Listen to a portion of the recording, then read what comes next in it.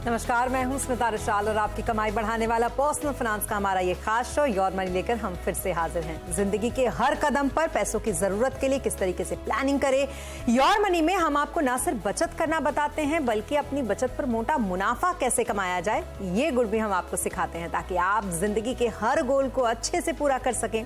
अगर आप भी योर मनी में सवाल पूछना चाहते हैं तो आप हमें ईमेल करें। हमारा ईमेल आईडी है yourmoney@nw18.com। आप हमें 7045200000 पर अपना सवाल व्हाट्सएप भी कर सकते हैं। इसके अलावा योर मनी फेसबुक और ट्विटर पर भी लाइव है, आप यहां भी आकर अपना सवाल हमें भेज सकते हैं। हालांकि बेहतर यही होगा कि आप हमें कॉल करें और कॉल करके अपने सवाल का जवाब चलते हुए शो में आप ले लें, ज्यादा क्लैरिटी आपको उससे रहेगी।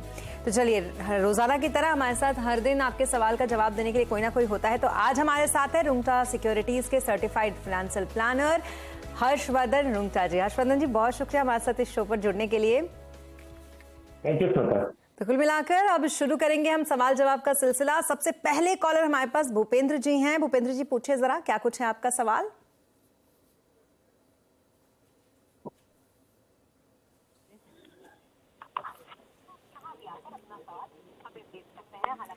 भूपेंद्र जी, क्या कुछ है आपका सवाल, पूछें। मैम नमस्ते। मैम नमस्ते। हाँ मैम, एक्चुअली मेरा सवाल यह है कि मैं एक रेलवे एम्प्लॉय हूँ और मेरा एनपीएस कटता है। भूपेंद्र जी, आप अपने सवाल को हमें बताएं, लेकिन उससे पहले आपके जो भी टीवी चल रहा है आपके घर में उसका प्लीज वॉल्यूम थोड़ा कम कर लीजिए क्योंकि वो ठीक से संवाद नहीं हो पाएगा।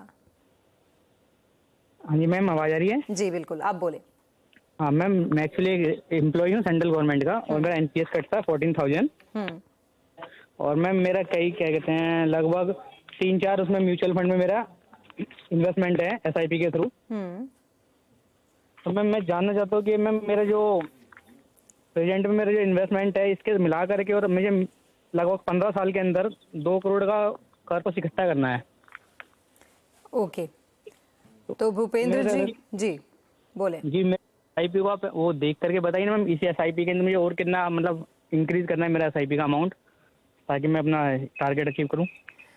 ओके, ठीक है। तो हर्षवर्धन जी, इनका टारगेट है 15 साल में 2 करोड़ का और एसबीआई लॉन्ग टर्म में अगर आप देखेंगे तो इन्होंने कुछ अपने जो अलग से निवेश कर रखे हैं। एसबीआई लॉन्ग टर्म में इन्होंने 1,75,000 का निवेश कर रखा है। सरकारी एम्प्लॉय हैं, एनपीएस में भी निवेश करते हैं, ये 14,000 मंथली। इसके अलावा एनपीएस में 12 लाख का कॉर्पस इनका अब तक बन चुका है। इसके अलावा इनका पोर्टफोलियो में जल्दी से आपको पढ़ के सुना देती हूँ। Canara Robeco equity tax saver fund इनके पास है 1500 की एलोकेशन के साथ। इसके अलावा Quant infra fund direct fund इनके पास है। मिराई एसेट का टैक्स सेवर फंड इनके पास है। ICICI Pru tech direct fund है। क्वांट टैक्स का टैक्स प्लान फंड है। तो कुल मिलाकर 1,000, 1500 इस तरीके का इन्होंने इसमें एलोकेशन कर रखा है। आप देखेंगे तो काफी मिक्स फंड इनके पास है और खास करके टैक्स सेवर फंड्स पे इन्होंने ज्यादा ध्यान दिया है। क्या कुछ रहेगी सलाह इनको आपकी?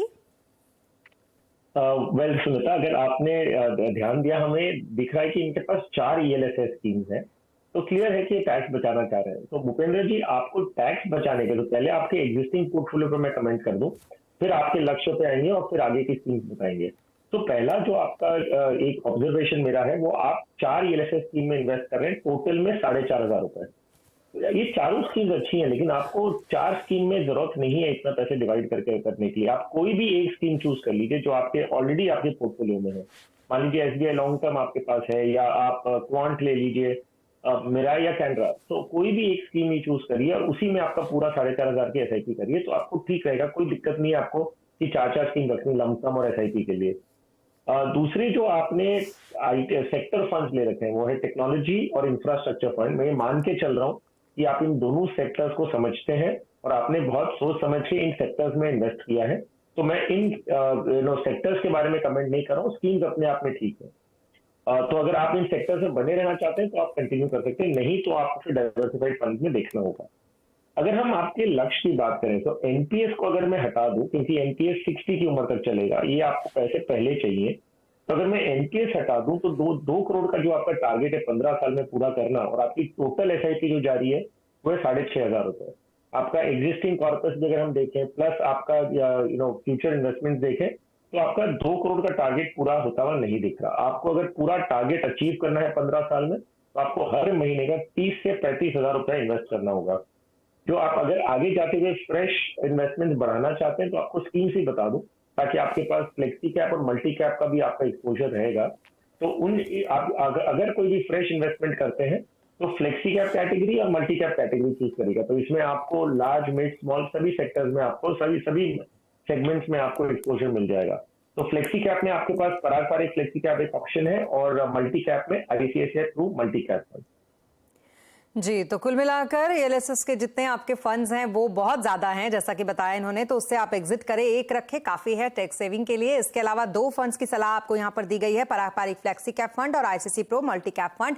और हाँ, जरूरत है कि आपका जो टारगेट है उसके अकॉर्डिंग जो आपका एसआईपी है वो काफी कम है, तो टारगेट को अगर अचीव आप सच में करना चाहते हैं तो अपनी एसआईपी को बढ़ाइए, और वो एक अच्छा अमाउंट है क्योंकि 6500 की आपकी एसआईपी, उसको बढ़ा के आपको 30 से 35 हजार रुपए करना पड़ेगा। बहरहाल अगर आप ये करते हैं तो आप अपने टारगेट को इजिली अचीव कर लेंगे। चलिए दूसरे कॉलर अब हमारे साथ जुड़ गए हैं, विवेक गुरुग्राम से। इनका सवाल ले लेते हैं जल्दी से। विवेक, क्या कुछ है आपका सवाल, बताएं।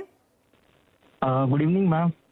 बेसिकली मेरा क्वेश्चन ये है कि मैं अभी करंटली एसआईपी करना चाहता हूँ 35,000 से अप्रॉक्स 40,000 मंथली, एंड मेरा होराइजन है 15 साल के लिए 2 करोड़। ओके, मैंने एसआईपी का आपको लिस्ट भी दिया हुआ है, तो आप जस्ट प्लीज चेक करके बताओ weather I'll be going forward with the same SIP or some changes required on the same. Okay, ठीक है। तो सालाना 10,000 की एसआईपी बढ़ाने का लक्ष्य भी इनका है पहले से, अगर आप देखेंगे हर्षवर्धन जी, मतलब टॉपअप करने का पहले से इन्होंने सोच रखा है। 2 करोड़ का इनका टारगेट है, और जिन फंड को लेकर इनको सलाह चाहिए वो फंड भी आपको बता देती हूं मैं। Mirae asset emerging blue chip fund इनके पास है, एचडीएफसी स्मॉल कैप फंड इनके पास है, पारिका फ्लेक्सी कैप फंड इनके पास है 10,000, 5,000 का इन्होंने एलोकेशन कर रखा है। एसबीआई स्मॉल कैप फंड इनके पास है, एचडीएफसी बैलेंस एडवांटेज फंड है, और ICC equity blue chip fund है जिसमें 5,000 का इन्होंने एलोकेशन कर रखा है। तो हर्षवर्धन जी, बहुत ही अच्छा एक मिक्सअप इन्होंने तैयार किया अपने पोर्टफोलियो का, और क्या इससे अपना ये टारगेट अचीव कर पाएंगे? क्या कुछ रहेगी सलाह इन्हें आपकी? आपने सही कहा स्मिता कि इन्होंने पोर्टफोलियो एक शॉर्टलिस्ट करके रख रखा है, और इसमें इन्होंने अच्छा एलोकेशन दिया है across different market segment, balance advantage fund भी है। तो एक हाइब्रिड मोड में एसेट एलोकेशन अच्छा करके रखा है। विवेक, सिर्फ 2 चीजें। पहले अगर हम आपके लक्ष्य की बात करें तो आपको 10 साल में आपने बताया था कि आपको 2 करोड़ रुपए इकट्ठे करने, और अगर हम 12 से 14% का भी अनुमान लगाएं कि गोइंग फर्दर आपके इन्वेस्टमेंट से आपको सीएजीआर रिटर्न आपको 12 से 14% मिले, तो आपका जो 35,000 रुपया, 30 से 40,000 रुपया आपने बताया था, अगर 35,000 रुपए का हम एसआईपी दिखते हैं तो आपको करीबन 80 से 90 लाख रुपए इकट्ठा होते हैं। एक चीज आपने अच्छी कही है कि आप सालाना इसे बढ़ाते रहेंगे 10,000 रुपए से, तो ये लक्ष्य आपका पूरा होने के लिए बहुत ज्यादा चांसेस है कि आप अपने लक्ष्य तक पहुंच जाएंगे। नाउ क्योंकि अदरवाइज आपको डबल करने थे इन्वेस्टमेंट। अगर आप 35,000 अभी कर रहे हैं और टारगेट आपका 80-90 लाख इकट्ठा हो रहा है लेकिन 2 करोड़ चाहिए, तो आपको इन्वेस्टमेंट डबल करना था। तो डबल नहीं करके आप अगर 10,000 रुपया हर साल का बढ़ाते हैं तो you come very close to your target, which is a good thing. ये अच्छी चीज है जो आप कंटिन्यू कर लीजिए। जो स्कीम्स आपने सिलेक्ट कर रखी है इनमें 2 बदलाव दूंगा। बाकी आपने सारी स्कीम अच्छी सिलेक्ट की, लेकिन सिर्फ एक एलोकेशन पॉइंट ऑफ व्यू से और आपका बैलेंस करने के पॉइंट ऑफ व्यू से 2 बदलाव मैं बता रहा हूँ। आपने ICICI through blue chip fund choose किया है। सो लार्ज कैप कैटेगरी का जो फंड होते हैं, हमने देखा है कि एक्टिव फंड से बेटर है कि आप इंडेक्स फंड लें in the large cap category. So ICICI blue chip की जगह पे आप आईसीआईसीआई का ही सेंसेक्स इंडेक्स फंड लीजिए, तो क्या होगा कि आपका इंडेक्स में इन्वेस्ट हो जाएगा। सो लार्ज कैप कैटेगरी में index is a better investment.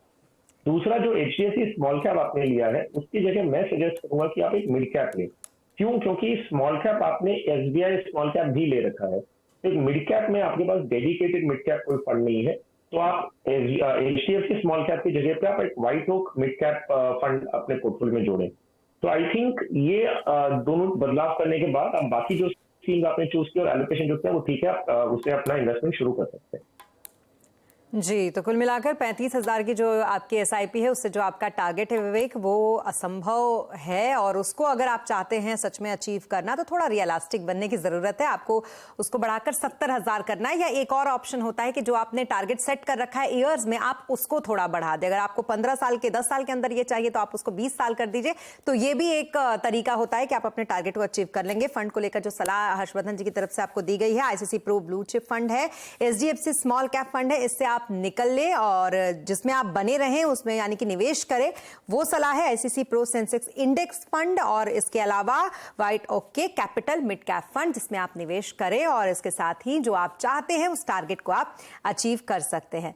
चलिए अब आगे बढ़ते हैं शो में और दूसरे कॉलर की तरफ रुख करते हैं। इनका भी नाम विवेक ही है, विवेक प्रजापति हैं ये, जिन्होंने अपना सवाल भेजा है और गुरुग्राम से थोड़ी सी दूरी पे यानी कि नोएडा से इनका सवाल हमारे पास आया है। विवेक पूछे जरा, क्या कुछ आपका सवाल है? हाँ जी मैम, मेरे पास SBI बैंकिंग फाइनेंशियल फंड है और एक्सिस निफ्टी 100 इंडेक्स फंड है, कैनरा रोबोको स्मॉल कैप फंड है। इन तीनों में मेरा 1000 रुपीज़ का SIP है और Parag Parikh flexi cap fund है, इसमें मेरा 5000 का SIP है। Then Kotak equity hybrid fund है, इसमें मेरा SIP है 2000 रुपये का। And Quant multi asset fund है, इसमें मेरी SIP है 2000 रुपये की। और मेरा टारगेट है करीबन 2 करोड़ के आसपास नेक्स्ट फॉर 20 ईयर्स। एंड अभी मेरा जो पोर्टफोलियो है वो मेरा 3 लाख के आसपास है। ओके, तो चलिए सब कुछ तो इन्होंने बता ही दिया हर्षवर्धन जी। मौजूदा निवेश 12,000 के SIP है इनकी जो ये करते हैं और पोर्टफोलियो की अब तक की वैल्यू जो है वो 3 लाख हो चुकी है। 20 साल में 2 करोड़ का टारगेट है जो इनका पोर्टफोलियो है, ये पढ़ के खुद बता चुके हैं। तो इनका जो टारगेट है इसको क्या अचीव कर पाएंगे इनके इस मौजूदा पोर्टफोलियो से? जी हाँ, तो Smita the good part is कि अगर हम 20 साल का, ठीक है, इन्होंने बताया कि इनके 20 साल का टारगेट है और इन्हें इकट्ठा करने 2 करोड़ रुपए। अगर हम 14% CAGR देखें और जो इनका एग्जिस्टिंग इन्वेस्टमेंट है, इससे इनका लक्ष्य पूरा हो जाना चाहिए। तो गुड न्यूज ये है कि जितनी कॉलर से हमने अभी तक बात की सबके लक्ष्य पूरे नहीं हो रहे, तो काफी निराशा हमें भी हो रही थी कि हम एक बार बार लोगों से कहते आ रहे हैं कि आपका लक्ष्य पूरा नहीं होगा। तो विवेक जी प्रजापति जी के लिए मैं कह सकता हूँ कि भाई इनका लक्ष्य तो पूरा हो जाएगा। अब इनके पोर्टफोलियो पे आते हैं। अगर हम इनकी 12,000 की SIP देख रहे हैं तो विवेक जी वेरी क्लियरली 12,000 रुपए के लिए आपको 6 स्कीम्स की कोई जरूरत नहीं है। आपको समझना होगा कि हम डाइवर्सिफिकेशन की जो बात करते हैं, इसका ये मतलब नहीं कि हम 5, 6, 7, 8 स्कीम्स जोड़ लें अपने पोर्टफोलियो में। इससे सिर्फ डुप्लीकेशन बढ़ता है और आपका एक एडमिनिस्ट्रेटिव बर्डन बढ़ता है। आगे जाके कभी भी आपको कुछ काम फोलियो रिलेटेड होगा तो आपको हर एक फोलियो में जाके अपना अपडेशन करना होगा, but it is too much unnecessary administrative work. तो आपका जो इन्वेस्टमेंट है मैं 3 स्कीम्स में उसे समेट लेता हूँ। SBI मल्टी कैप फंड, मैं आपके पास SBI की ऑलरेडी बैंकिंग फाइनेंशियल है, तो मैं SBI का सेम फोलियो में आपको एक अलग स्कीम बता रहा हूँ। SBI मल्टी कैप में आप 4,000 रुपए निवेश करें। पराग पारिक फ्लेक्सी कैप आपके पास ऑलरेडी है तो आप वैसे का वैसा कंटिन्यू करें 5,000 रुपए के लिए। और तीसरा कोटक इक्विटी हाइब्रिड फंड, तो कोटक का आपके पास ऑलरेडी ये स्कीम है, इसमें सिर्फ आपको अमाउंट बढ़ा देना है, इसमें आप 3,000 कर दीजिए फ्रॉम एग्जिस्टिंग 2,000। तो ये 3 स्कीम्स में आपका टोटल 12,000 जमा हो जाएगा और आपको एक कंसोलिडेटेड वेरी क्रिस्प और एक छोटा पोर्टफोलियो मिलेगा जिसमें आपको डाइवर्सिफिकेशन मिल गया, आपको एलोकेशन आपको अलग अलग मार्केट सेगमेंट्स के भी मिल जाएंगे। तो इस तरह से आप गोइंग फर्दर इन्वेस्ट करें और आपका लक्ष्य पूरा होगा, अगर हम अज्यूम करें करीबन 14% CAGR return over next 20 year. जी, तो कुल मिलाकर आपके जो फंड्स हैं उससे निकलने की सलाह आपको दी गई है हर्षवर्धन जी की तरफ से। 3 फंड्स हैं जिनमें आप बने रह सकते हैं। SBI मल्टी कैप फंड है, इसके अलावा पराग पारिक फ्लेक्सी कैप फंड है और साथ ही कोटक इक्विटी हाइब्रिड फंड है। तो इन तीनों फंडों के जरिए आप 4,000, 5,000 और 3,000 करके 12,000 की जो आपकी SIP है उसको आप निवेश कर सकते हैं और इस एक आइडियल निवेश के जरिए आप अपने टारगेट को भी अचीव कर सकते हैं। यहाँ पर एक छोटा सा सवाल हर्षवर्धन जी मेरी तरफ से रहेगा। एज अ व्यूअर आज मैं आपसे ये सवाल पूछना चाहूंगी कि एक आइडियल पोर्शन क्या होना चाहिए किसी भी पोर्टफोलियो के लिए, क्योंकि कोई कहता है आप 4-5 फंड रखिए वही सफिशिएंट है, कोई कहता है 3 फंड रखिए वही सफिशिएंट है। तो एक आइडियल पोर्शन क्या होना चाहिए? स्मिता देखिए, आपका इन्वेस्टमेंट का ऑब्जेक्टिव क्या होता है इंसान का, कि मुझे अलग अलग मार्केट सेगमेंट्स में एक्सपोजर मिले और मुझे डाइवर्सिफिकेशन हो in terms of fund manager also, कि भाई मैं एक ही फंड हाउस में एक ही फंड मैनेजर को सारे पैसे नहीं दूं। तो अगर हम इन दोनों चीजों को ध्यान में रखें, आप देखेंगे कि 5 या 6 स्कीम्स अगर आपके पोर्टफोलियो में है तो आपका जो ये पर्पस है वो पूरा हो जाता है। एक म्यूचुअल फंड स्कीम, आप कोई भी एक स्कीम लेते, मान लीजिए SBI मल्टी कैप की हमने बात की जी। ये पर्टिकुलर स्कीम अपने आप में 40 से 50 कंपनियों में इन्वेस्ट करती है। तो आप अगर 5 स्कीम्स ले रहे हैं तो आपका ऑलरेडी बहुत अच्छा एक्सपोजर हो चुका है। तो और जो फंड के स्कीम के अंदर में जो चर्निंग है वो फंड मैनेजर ऑटोमेटिकली करते रहते हैं। तो आपको 5-6 स्कीम से ज्यादा बिल्कुल जरूरत नहीं है। और एक कैटेगरी की, एक सेगमेंट की आप एक स्कीम लें। मान लीजिए लार्ज कैप में आप एक ही लें, मिड कैप में आप एक लें, स्मॉल कैप में अगर आपको फंड मैनेजर का एक्सपोजर चाहिए और अलग अलग fund manager stock picking becomes important, तो आप उसमें 2 फंड ले सकते हैं एक ही कैटेगरी की। तो कैटेगरी वाइज, सेगमेंट वाइज एक फंड लें, अलग अलग फंड मैनेजर्स को दें और 5 या 6 स्कीम, उससे ज्यादा बिल्कुल जरूरत नहीं। लेकिन वो 5 या 6 ये नहीं कि 12,000 रुपए के लिए आप 6 स्कीम ले रहे हैं। आप अगर 1 लाख 2 लाख रुपया जमा करें तो आप 5 स्कीम लेंगे तो भी चलेगा। अगर आप 3-4 हजार रुपया या 10,000 रुपया महीने का करें, 2 स्कीम बहुत हो गई। तो 5-6 स्कीम से बिल्कुल ज्यादा ना जाए और अपनी अमाउंट के हिसाब से नंबर ऑफ स्कीम्स अपने पोर्टफोलियो में दें। जी, चलिए, बहुत अच्छी एक इन्फॉर्मेशन हमें मिली इसको लेकर। मुझे लगता है बहुत सारे लोगों के मन में ये सवाल होता है, उन तक भी ये एक अच्छी इन्फॉर्मेशन पहुंची। इसी के साथ वक्त हो गया एक छोटे से ब्रेक का। ब्रेक के लिए यहाँ पर रुकेंगे, लेकिन ब्रेक के बाद भी सवाल जवाब का ये सिलसिला यूं ही जारी रहेगा। मनी पर्सनल फाइनेंस से जुड़ा हमारा ये शो, जिसमें हम देते हैं आपके हर सवाल का जवाब, और आज आपके हर सवाल का जवाब देने के लिए हमारे साथ हैं हर्षवर्धन रुंगटा जी। तो चलिए अब लेते हैं अगले कॉलर को। अनुराग भदौरिया इस वक्त हमारे कॉल कर रहे हैं ग्वालियर एमपी से। बताएं अनुराग, क्या कुछ है आपका सवाल? जी मैडम, मैंने इसी साल 2023 में जनवरी से SIP स्टार्ट की थी। 6 फंड है मेरे पास और 21,000 रुपए की SIP है। तो 16 साल के लिए टारगेट है मेरा 3 करोड़ का कॉर्पस, ठीक है, और 10% हर साल इंक्रीज करना चाहता हूँ, मतलब स्टेप अप करना चाहता हूँ। ओके, ठीक है। तो अनुराग भदौरिया जी का जो पोर्टफोलियो है वो अब मैं आपको बता देती हूँ हर्षवर्धन जी, क्योंकि इन्होंने अपना टारगेट जो है वो तो बता ही दिया है, और साथ ही जो निवेश ये कर रहे हैं वो भी उन्होंने बताया। लेकिन Nippon India small cap fund है जिसमें 5,000 का एलोकेशन है। इसके अलावा HDFC mid cap opp fund है, क्वांट एक्टिव फंड है, Parag Parikh flexi cap fund है, कोटक इक्विटी ऑप्ट फंड है, ICICI Pru large and mid cap fund है। 5,000 और 2,000 का एलोकेशन इन्होंने कर रखा है। क्या कुछ सलाह रहेगी इन्हें आपकी? देखिए, इनका जो एग्जिस्टिंग पोर्टफोलियो है वो ठीक है। सो उनके एलोकेशन भी ठीक है कि इन्होंने अलग अलग सेगमेंट से, जो हमने जस्ट ब्रेक पे जाने से पहले हमने बात की थी, एलोकेशंस और जो डिफरेंट सेगमेंट्स में उन्होंने इन्वेस्ट किया है वो ठीक है। एक स्कीम में ओवरलैप नहीं है, जैसे कोटक इक्विटी अपॉर्चुनिटीज और ICICI large and mid cap दोनों एक ही कैटेगरी की है। लेकिन क्योंकि ये आगे जाते हुए और भी एक लमसम, उन्होंने जो अपने सवाल में भेजा था कि इन्हें लमसम 5 लाख भी इन्वेस्ट करना है, तो फॉर द मोमेंट ये 6 स्कीम्स में कंटिन्यू कर सकते हैं, कोई दिक्कत नहीं है। जो इनका टारगेट है, इन्हें 3 करोड़ इकट्ठा करना है और लमसम 5 लाख करेंगे, प्लस 21 लाख जो है SIP कर रहे हैं और टॉपअप प्लस करने वाले। अगर ये सारे पहलू को हम देखें तो इनका जो लक्ष्य है वो पूरा हो जाना चाहिए। आई डोंट थिंक इन्हें वो एक्यूमुलेशन करने के लिए कुछ प्रॉब्लम आनी चाहिए। जो ये फ्रेश 5 लाख लमसम जमा करने की इन्होंने अपने मेल में सवाल भेजा था, ये अपने एग्जिस्टिंग जो 6 स्कीम्स हैं उन्हीं में डिवाइड करके करें। कोई नया कोई स्कीम जोड़ने की जरूरत नहीं है। और आगे जाते हुए जब ये अगर SIP बढ़ाना भी चाहेंगे, टॉपअप नहीं, अगर ये बढ़ाना चाहेंगे तो भी इन्हीं स्कीम्स में करें और कोई नई स्कीम्स पोर्टफोलियो में जोड़ने की जरूरत नहीं रहेगी। जी, तो कुल मिलाकर जो स्कीम आपकी है एग्जिस्टिंग, ये काफ़ी अच्छी है और इसी स्कीम में बने रहने की सलाह भी आपको दी गई है। सिलेक्शन काफ़ी अच्छा है। मौजूदा फंड में निवेश जो आप कर रहे हैं और टॉपअप अगर आप करना चाहते हो तो उसमें जारी रखिए। सालाना 10% का टॉपअप आप करिए और 5 लाख का अपने निवेश का जो अपने टारगेट रखा है, जो आप चाहते हैं करना, वो भी आप कर सकते हैं अपने एग्जिस्टिंग फंड में, क्योंकि फंड के सिलेक्शन काफ़ी अच्छे हैं। तो ऐसा करिए और फिर जो आप चाहते हैं उस टारगेट को अचीव करिए अनुराग जी। चलिए अब दूसरा सवाल हमें पीयूष शाही का आया है। ये ईमेल के जरिए इन्होंने हमें अपना सवाल भेजा है पीयूष जी ने। इनकी उम्र 36 साल है। मंथली इनकम भी इन्होंने लिख के भेजी है। निवेश जो है वो 70,000 करते हैं SIP के रूप में। पोर्टफोलियो की वैल्यू 1 करोड़ इनकी आज के टाइम में हो चुकी है। 10 साल में 3 करोड़ का इनका टारगेट भी है और एक्सिस फोकस 25 जो फंड है उससे ये निकलने की बात कहते हैं। पोर्टफोलियो में बदलाव की जरूरत है या नहीं, उसकी भी बात ये कह रहे हैं। और इनका पोर्टफोलियो भी आपको मैं बता देती हूँ हर्षवर्धन जी। तो पीयूष साई का जो पोर्टफोलियो है उसमें एक्सिस इक्विटी हाइब्रिड फंड है इनके पास, HDFC स्मॉल कैप फंड है, एक्सिस फोकस्ड 25 फंड है, ABSL स्मॉल कैप फंड इनके पास है, निपॉन इंडिया का लार्ज कैप फंड है, निपॉन इंडिया का स्मॉल कैप भी इनके पास है, कोटक का इन्होंने इक्विटी ऑप्स फंड ले रखा है और SBI ब्लू चिप फंड इन्होंने ले रखा है। तो काफी सारे फंड्स इन्होंने ले रखे हैं। लेकिन एलोकेशन आप देखेंगे हर्षवर्धन जी तो वो भी अच्छा इन्होंने कर रखा है। लगभग 10 हजार और 5 हजार का एलोकेशन, तो अच्छे एलोकेशन के साथ, लेकिन फंड्स जो है वो थोड़े ज्यादा। क्या कुछ रहेगी सलाह इन्हें आपकी? तो देखिए, इंटेंट बहुत अच्छा था इनका। जब इन्होंने पोर्टफोलियो बनाया और 70,000 इन्वेस्ट कर रहे हैं, तो एज एन इन्वेस्टर ये मैच्योर्ड इन्वेस्टर है कि ये 70,000 महीने का इन्वेस्ट कर रहे हैं। 1 करोड़ का पोर्टफोलियो ऑलरेडी क्रिएटेड है और जो लक्ष्य है वो है कि वो 10 साल के बाद 3 करोड़ चाहते हैं। तो पहली अच्छी चीज पीयूष जी एक है कि आपका लक्ष्य पूरा हो जाएगा। मैं आपके पास 1 करोड़ ऑलरेडी इन्वेस्टेड है और 70,000 हर महीने का जो आप इन्वेस्ट कर रहे हैं वो बहुत कंफर्टेबली आपको 3 करोड़ का टारगेट अचीव हो जाएगा। मैं इनफैक्ट अनुमान लगाता हूँ कि आपका कॉर्पस 10 साल बाद 3 करोड़ से कई ज्यादा होना चाहिए। तो वो आपकी कोई दिक्कत की बात नहीं है।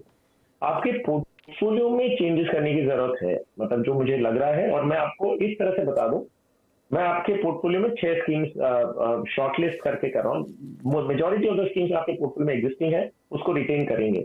उदाहरण के रूप में आपके पास एसबीआई ब्लू चिप फंड है, उसमें आप अभी 15,000 करिए। अभी आप 10,000 कर रहे हैं, उसकी जगह पे आप उसमें 15,000 कर दीजिए। तो स्कीम सेम है, सिर्फ अमाउंट मैंने बदल दिया, एलोकेशन बदला है। कोटक इक्विटी अपॉर्चुनिटीज में जैसा है वैसा कंटिन्यू करिए, 10,000 आप कर रहे हैं वही कंटिन्यू करें। एक्सिस इक्विटी हाइब्रिड फंड वो भी कंटिन्यू करें एज इट इज, 10,000 आप जमा कर रहे हैं वही करिए। एसबीआई स्मॉल कैप में मैंने अमाउंट चेंज कर दिया है, स्कीम सेम रखी है, लेकिन आप उसमें 15,000 अभी इन्वेस्ट करें इन प्लेस ऑफ 10,000 जो आप अभी आज की तारीख में करें। तो हमने एलोकेशन थोड़ा बढ़ाया है। मिड कैप फंड आपके पोर्टफोलियो में आप मिसिंग है, तो मैंने वो ऐड किया है। सो वाइटो कैपिटल मिड कैप फंड आप एक जोड़े और उसमें 10,000 रुपए इन्वेस्ट करें। एक लास्ट स्कीम जो मैं आपके पोर्टफोलियो में जोड़ रहा हूँ वो एक इंटरनेशनल फंड है। एक आपको ज्योग्राफिकल डाइवर्सिफिकेशन मिलेगा, एक डॉलर बेस्ड इन्वेस्टमेंट हो जाएगा आपका। आप आईएनआर इंडियन रुपीज में इन्वेस्ट करेंगे, लेकिन एक्सपोजर जो है आपको वो डॉलर का भी मिलेगा, because in the money will get invested in overseas Nasdaq fund.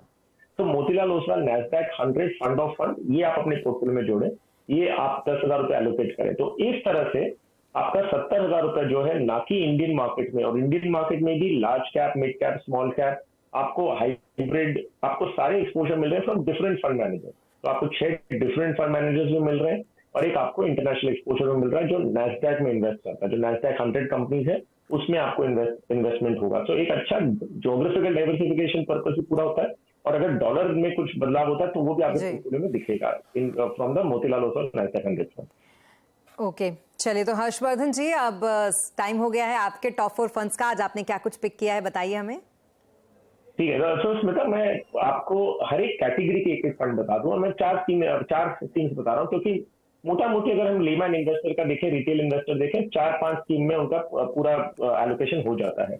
तो पहला फ्लेक्सी कैप कैटेगरी लूंगा, जो मोर और लेस लार्ज कैप की तरह ऑपरेट कर रहे हैं। तो पराग पारेख फ्लेक्सी कैप, ये एक value oriented large cap fund समझ लीजिए। इनकी जो इन्वेस्टमेंट स्टाइल है उस पॉइंट ऑफ व्यू से, और थोड़ा इंटरनेशनल एक्सपोजर भी इसमें ऑटोमेटिकली मिल जाता है आपको।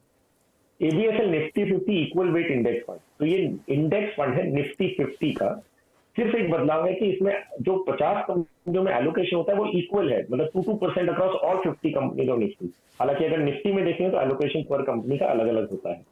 तीसरा WhiteOak Capital mid cap fund, again क्योंकि मैं मिड कैप एक पोर्टफोलियो में जोड़ने की बात कहते हैं हम, तो वाइटो कैपिटल मिड कैप फंड, और एक मल्टी कैप फंड जो है ICICI approve multi cap. Multi cap fund क्या करता है, आपको लार्ज, मिड एंड स्मॉल तीनों मार्केट सेगमेंट्स में 25% मिनिमम उनका एलोकेशन होना है एज पर सेबी रेगुलेशन, और फिर उसके ऊपर जो बाकी 25% है वो अपने हिसाब से डिसाइड कर सकते हैं। तो आपको all throughout market exposure मिल जाता है। चलिए, बहुत शुक्रिया हर्षवर्धन जी हमारे साथ इस शो पर जुड़ने के लिए, हमारे सारे सवालों का जवाब देने के लिए। इसी के साथ इस शो में फिलहाल इतना ही, लेकिन खबरों पर लगातार अपडेट के लिए आप बने रहें सीएनबीसी आवाज के साथ। नमस्कार।